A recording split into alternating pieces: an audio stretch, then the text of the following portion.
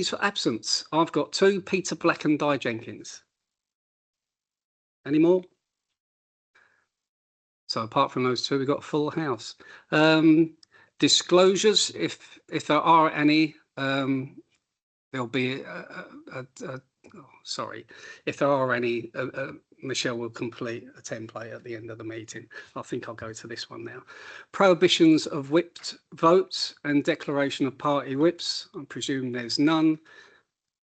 Minutes of the last meeting. Can I have someone to confirm the minutes, either online or in the room? Thanks very much. Chair. Thank you. Public questions. I don't believe we have any. And we move on to the Grant Social Services Directorate. I'm aware that Councillor Louise Gibbard would like to make an overarching statement before we get the submissions from the team. Yeah, thanks very much. Thank you, Chair. I'll just kick off with some comments. Obviously, this a big thank you to Jane and her team for preparing the report, which gives a very detailed overview of how the Social Services Directorate manages the significant volume of grant funding it receives. So that's across the Directorate. So that's why we've got Councillor Hayley Witham and Santi here with me as well.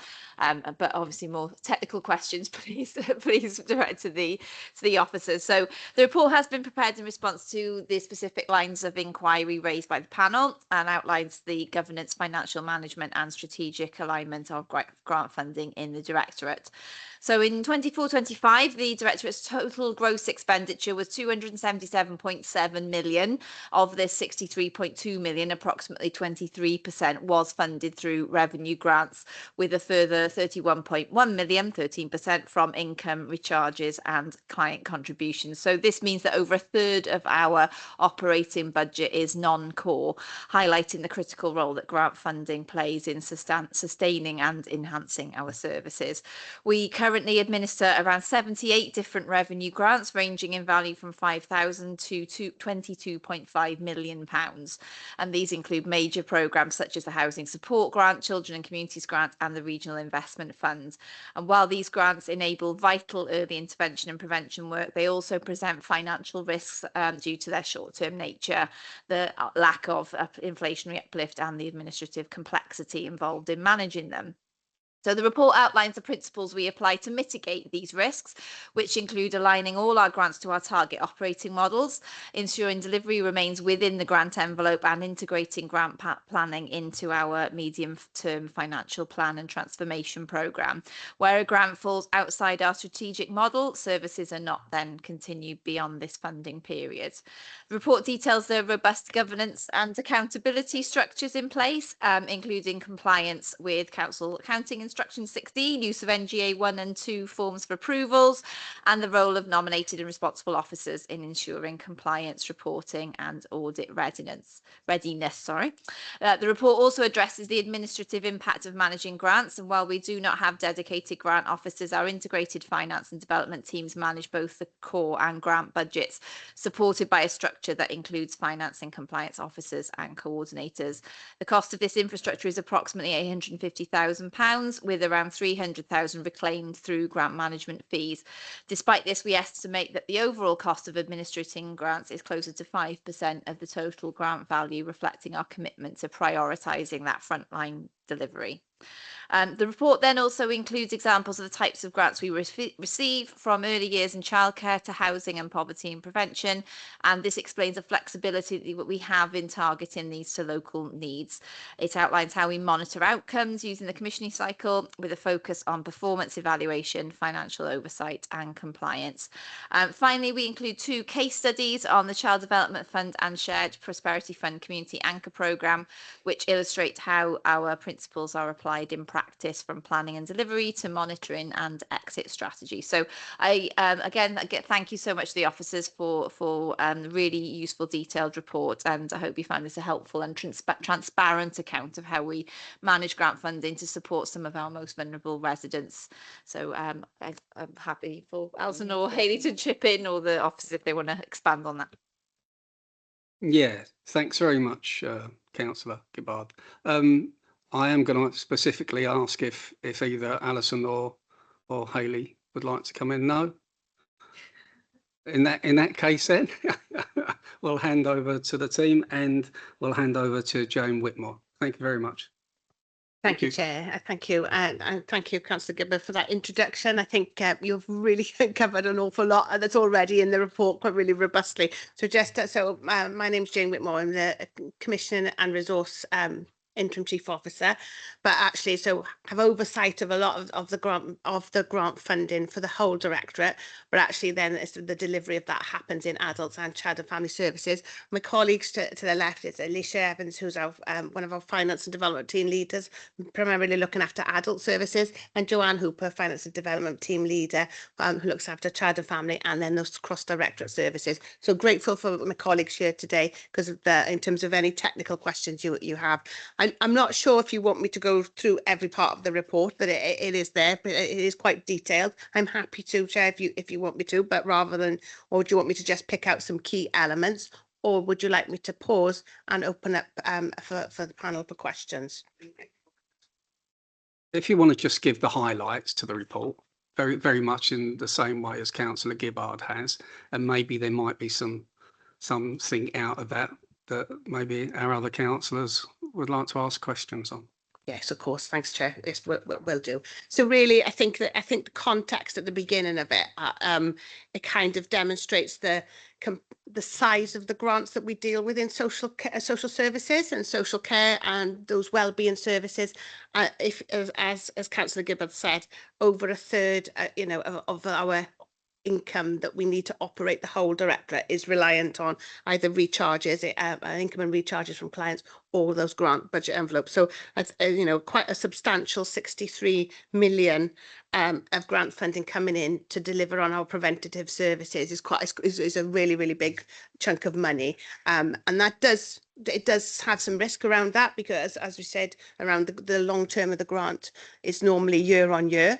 So I think that when you get to strategic planning, we have to really be clear about this is what our target operating model is. And I know in the last 12 months or 18 months that ourselves as head service director and cabinet members have spent a lot of time understanding, well, actually this is what we want to deliver to have the best possible outcomes for our population, and we need to then be flexible with the money in terms of how that can be delivered, so that we're not reliant on just one little bit going and come in and then it all stops and starts. So we just get away from that stop-started approach, which is really difficult with grants and does take a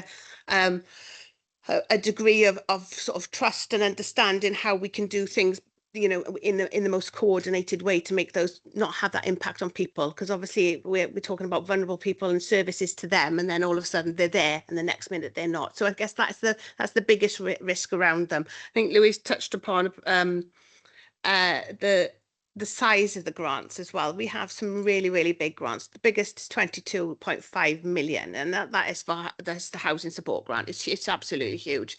Then we have small grants, probably 5,000. Sometimes they can be £5,000, but they can too make a huge difference. If we have a small grant and we give it out to third sector, small grassroots organisations, they can make a massive impact as well. So just because the size of it is different, it doesn't mean that the impact can be any greater or less. But I suppose one part of it, in terms of administrating, it doesn't matter what the size of the grant is. It's the same amount of administration that you need in terms of making the grant submission, actually getting the finances into the financial budget cost centres, making sure that they're not mixed up with core money, and we're really clear with this is what this grant is paying for, so regardless of size. So that's quite a tricky one, but I guess they're the kind of the key things that we have to deal with, which I think that's why we've come up with some planning assumptions and principles as we go forward, and that actually then applies across the whole of the budget availability, the budget envelope for social services, so that we're able to have that flexibility. So I think question 2 really covers around how do we make sure that grants are involved in our target operating model, and it's not seen as a standalone or as a one-off. It's actually embedded in there. So we start thinking about things collectively around where do they fit in child and family, does they fit in care and accommodation, or do they fit in early help and support? The same with adults. Where do those community and wellbeing services fit that actually underpin everything, and how do we do that together, regardless of what the grant needs to do? I think in the papers really described about what the target operating model is for the whole directorate, and strategically we align our money around that rather than align our services around depending on the grant that comes in, so that we have got that flexibility to go forward. I think in terms of decision making, it's quite. You've probably heard this from a lot of other directorates, that we have an accounting instruction 16 that tells us what we should do in terms of making sure we're compliant. The NGA process, our cabinet members are well informed with it. So in terms of oversight of everything that comes in, it's actually, how do we sign it off? Who's the nominated officer, who's the responsible officer, and our cabinet members as well, so that we make sure we've got that 3-way delegation of duty, so that's really good for audit trail process. So we know that actually it is going for the right purpose, and that there is good oversight, and we all understand any benefits and risks that might come from around that. We don't want to just start accepting grants that then fall out and there's no exit plan or no strategy for that going forward. Our administrative impact is significant, but instead of having, as is described in Joanne and Alyssa's team, everybody does a bit of everything, and that is because it's good practice, because we don't want to just have people only thinking of the grant. They need to think of the whole service and how that impacts on the client, rather than just one thing about it. But because working together, you can understand that flexibility of, oh, well, this could fit there, this could fit that, and in terms of exit planning, or if there are pressures, we can understand it that way. Lots of different examples of grants in there. I won't go through all of them. Really big ones, really small ones. There are, I think it goes back, there is a question in there in terms of what are the sort of key points that we should be cognizant of when we're writing a grant application. And I think when you get into it is a skill set in terms of writing those bids in the way that makes sure that they can be focused on identifying local need, rather than, oh, the grant says you have to do this. But actually, when you write the bid, you say the grant says you have to do this, but we are saying our local residents or our population, we need it to do that, and actually where the two can meet. And a lot of the grant funding bodies are open to that conversation when you can see that you've used data and evidence and what people have told us, so that lived experience and people's voice that comes through as well. So they need to go into the grant application bid, so it becomes really real for our residents. So they're kind of the successful elements. I think the question around does it help or hinder, you can see it in both ways, but actually it does help us deliver our early intervention and prevention and wellbeing services. There's a risk around it, but without them we would just be focusing on statutory services, and then the recourse to statutory services gets so high because there's no prevention activity. So it's really important there. Talked about how we understand this value for money, making sure that they're monitored. So it's not just our finance team that does that. We have commissioning teams, service teams that understand what's going on as well. And then the exit strategies, again, excuse me, really important that we have those dialogues with Welsh Government, most of our big grants of Welsh Government, and have those ongoing dialogue and conversations with them to say, well, what are you thinking of doing? So they are time bound in terms of understanding what their budgets would be, in the same way as we are as a main council. So we get notification, normally it's around the December time. Generally speaking, grant notification letters appear sort of on Christmas Eve. It's always one of my favourite jobs of the year, because they start popping in from Welsh Government, because that's because of their cycle and how the budget setting works at a Welsh Government level. It happens with other grants as well, but Welsh Government is mainly our primarily grant funder. But what's really important is our relationship management with the departments in Welsh Government at the earliest possible stage, so we know the kind of direction of travel, and we can understand, right, well, is this going to be continuing? Is it going to be flat? Is it going to get an uplift, or is it going to be just gone and disappeared? So we try to avoid any nasty surprises, because when it does happen, and there are examples of it has happening, it just puts a lot of uncertainty and pressure. Uncertainty for the staff or providers who are funded by the grant, but then the pressure to get it done and to make sure that we mitigate service delivery for people as well within a sort of 3-month time period. So it is tricky, but I guess it's down to that relationship really about how you have with those funders and having those open and honest conversations. I'll pause there, Chair, if that's okay, and if there's any questions. I was going to say, well, I did say excellent. I think we've got at least one question for you. Councillor White. Thank you, Chair. You mentioned, Jane, that you obviously go to third sector give grants out there to provide some services. How do we monitor then that grant has been spent appropriately? What sort of provisions are put in place by the department? I was going to ask that question myself. Okay, thank you, Mike. Keep me on my toes. He's always there keeping me on my toes. So we do give out quite a lot of small grants to local community groups because the grassroots groups can deliver an awful lot for quite a small amount of money.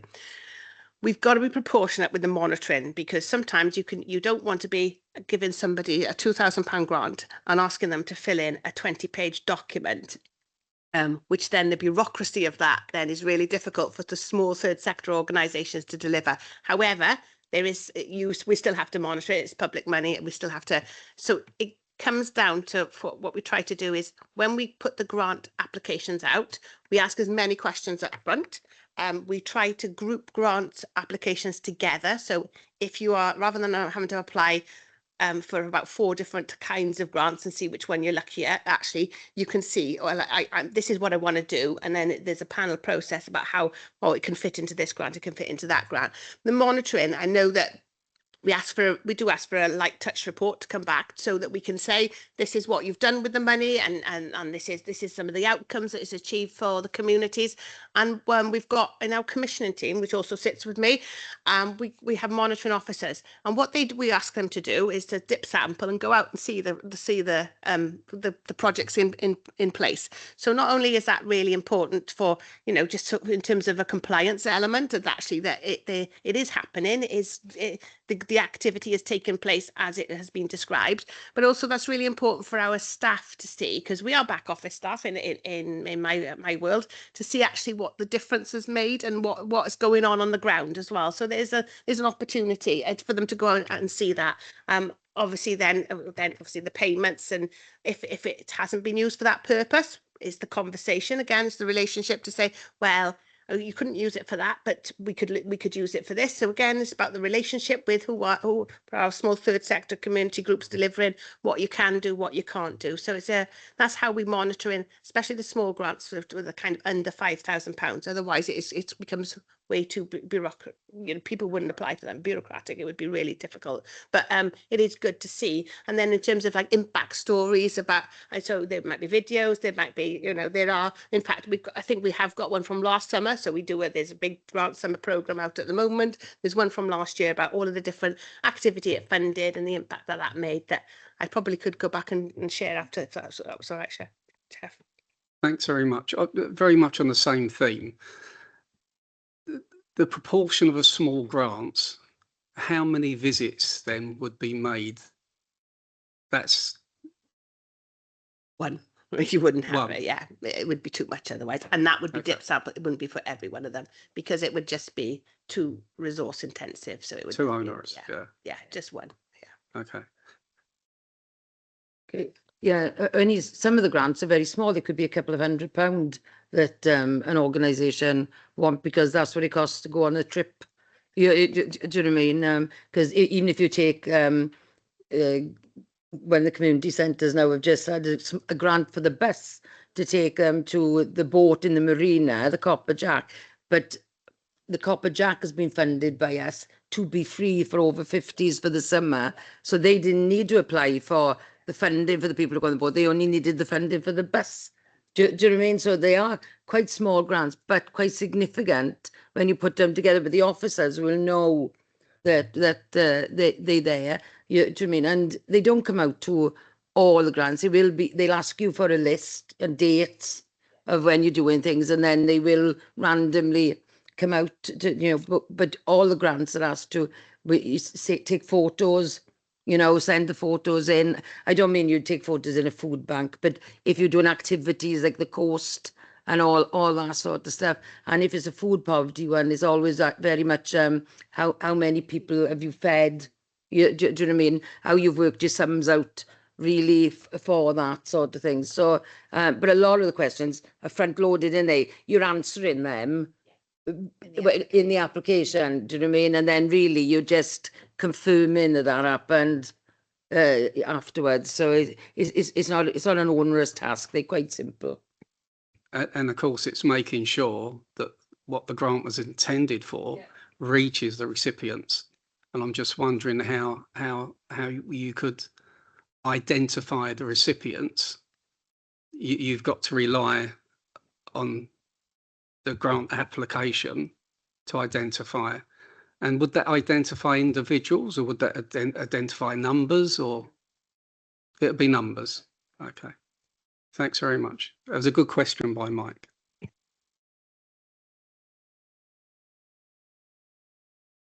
Should put that back on. Any other questions?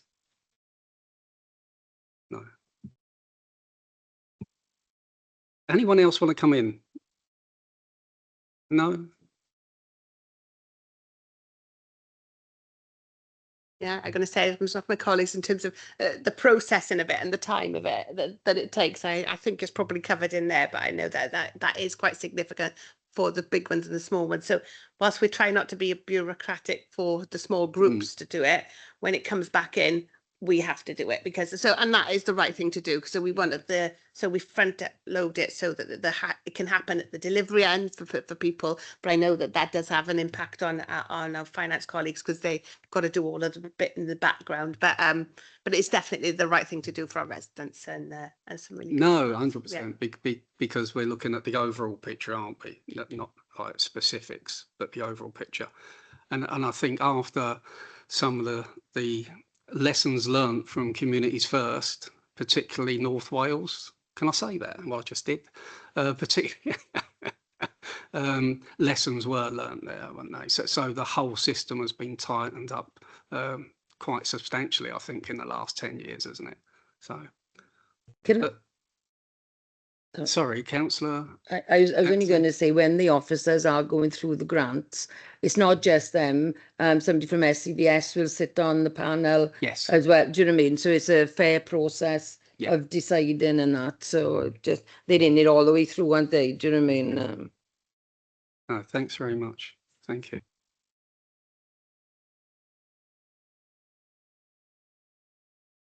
Oh, I forgot this one. It's not my question.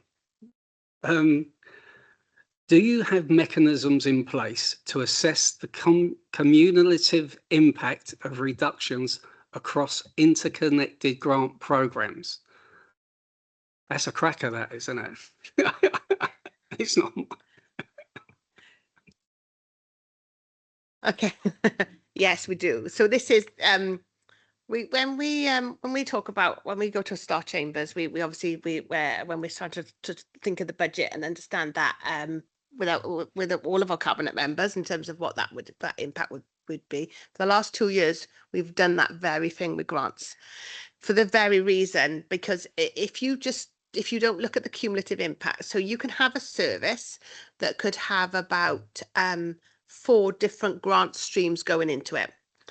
So if that service, it costs £500,000, for example, and all of those grants are flat. So what we call as a flat grant is that they don't, when the grant comes in, it's the same as it was the year before. So there's no increase for inflation, there's no increase for pay award because lots of things are staffing, or there's no increase for like cost of living if you're running services. So we put all of the grants together and it was 500,000 to deliver a service last year. This year we've still got 500,000 because the cumulative impact of all of the grants have remained the same. Now that can, in some cases, end up especially when you've got the big grant programs, being a post. It's a reduction of a 1 post.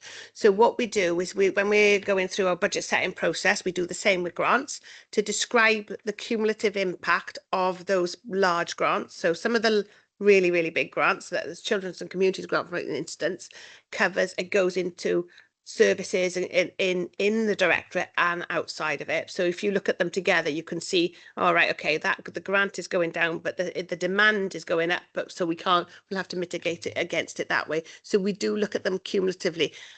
and last year we did it for the first time, we matched it against that target operator model, so the triangle diagram, so to understand how much grant is going in to each segment of each of the triangles in adults and children's, and the community, enabling communities tackling poverty and wellbeing element underneath.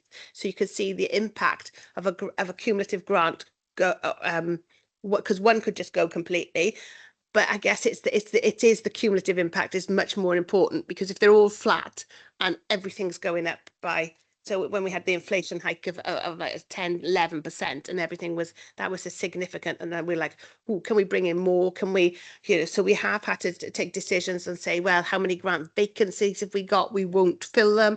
We'll move things around. We'll integrate them in a different way. We'll try a different delivery model. So all of those mitigations then happen, but we do monitor it really carefully, and it is part of our budget setting process annually now, so that we can see that, because it's a really good question and a very important point, and that's why we don't look at them in isolation. It's got to be part of the bigger picture. Excellent, thanks very much. Any more questions? Mike, is that an old hand? I know you're an old hand. No, it's a further question, if I could be kind enough, Chair. Jane, in regards to groups or organisations who would want perhaps to apply for a grant, what provisions are in place to support those groups to help fill in forms to apply for the grant?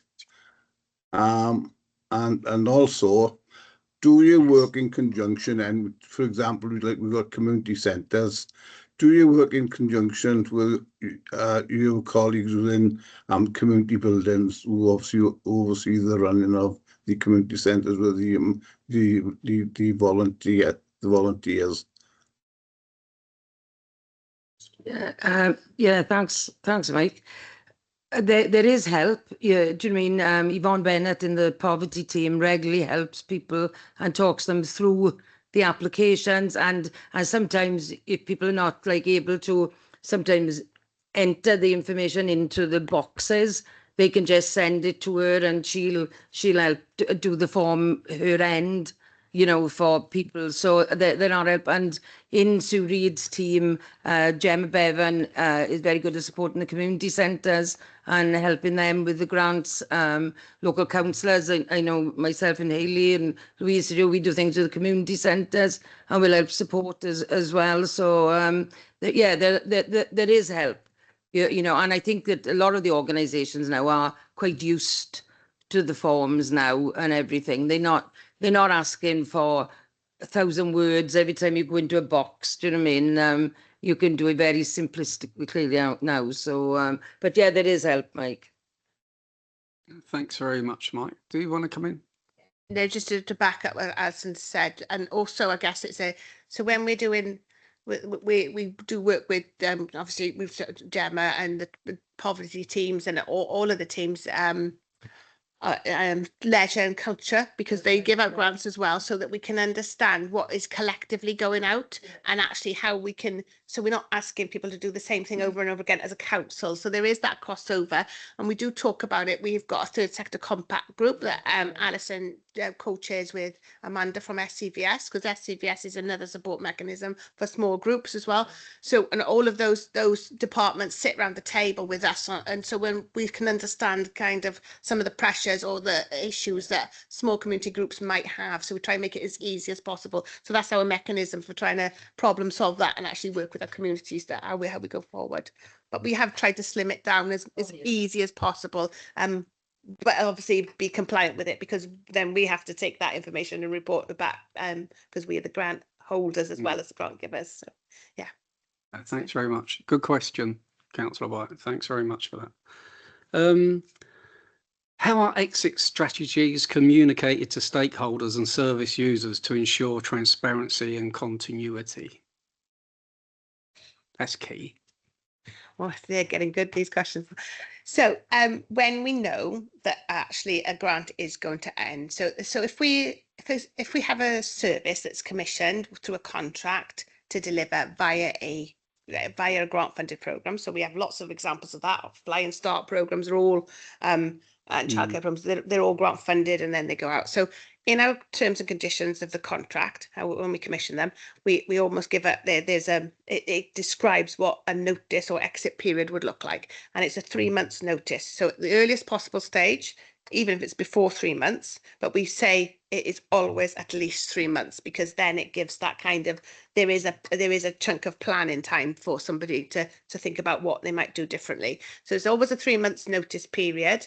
But if we could have early dialogue of understanding what that looks like. So one of the things we do, if that does happen, and it has, is so for providers, we go and talk to them and say, the grant it's not going to be there from the 1st of April. That's what normally happens. It's in the December, beginning of January. What is your exit route? Because we've commissioned them to do it. What clients are we talking about? Where else can we put those clients in terms of support and what that might look like? So we work through that. So there's an impact assessment as well as an exit plan and an exit route out of the grant. That's for externally commissioned providers. When we've got staff in, so that we do have a huge amount of staff who are grant funded as well, that and we know that that's going to happen, then our normal HR policies and processes kicks in, and it's that they are given notice that that's going to happen. Now we again go for the 3 months. If we know 3 months in advance that that's going to happen, contractually they might only have 1 month's notice, but we'll say, no, this is going to happen. So you've got 3 months, and then you are put at risk. You are on redeployment. You've got access to the redeployment pool and understanding what that would look like. And then it's for us as officers to understand and mitigate. So that's for the individual. But for the officers who are running the grants or running the programs in the service areas, to say, okay, well, what's going to happen with those clients? Where are they going to go, and what can we do differently going forward? So try to give as much notice as possible, and make sure that we are we'd be contractually obliged both on a HR and a commissioned service provider contract, so that we get a good 3 months planning. So you don't want to have 1 minute you've got it, next week it's gone. So because it's just not appropriate, is it, in terms of planning and exit planning and impact assessing, especially for clients. Yeah. Thanks very much. Can I just ask, have we ever had a major grant withdrawn? And the consequences to that? Yeah, so 2 years ago, I think it was, we had £1 million taken off Communities for Work employability programme that we didn't know about until it came in December. And it was, so when it came in, they said, we've got, you're going to have, it went from a 2 million grant to a 1 million grant overnight, which had significant impact, obviously, on delivery and restructures and actually service delivery. Really difficult for the staff teams, because they 1 minute they get in it, the next minute they don't. They're used to having their grants renewed and their contract renewed and rolled, which isn't great, but they are normally used to that. So that did happen 2 years ago. So youth endowment fund is the other, and that's happened this year as well. So the one for the employability ones was what we did is looked at other funding sources that was available. It was SPF at this point, and understood, well, what does that look like, and how can we change and adapt service delivery so that we can move people into other roles, or in terms of, and we were quite successful in doing that, but that's one of the ones that happened 2 years ago. As Councillor Gibb just said, the Youth Endowment Fund is another one. That was a Home Office grant funded as a pilot, which was very, so some of them are really tricky. The Welsh Government ones are easier to administer. I think the YEF, the Youth Endowment Fund, has been really, really difficult, because they ask for such a lot of stuff for quite a small amount of money.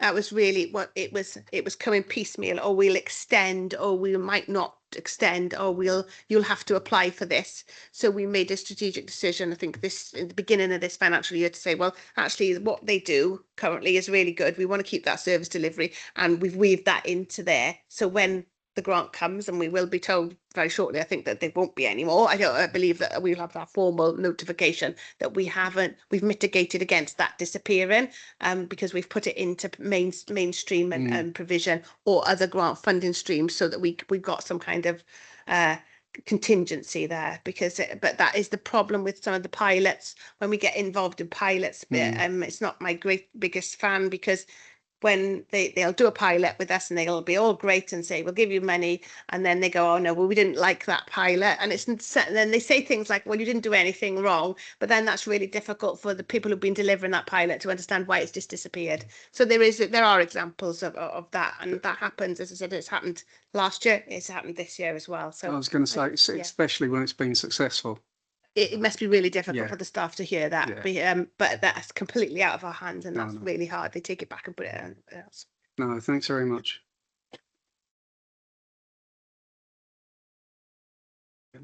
Has anybody got any other questions, observations, or comments?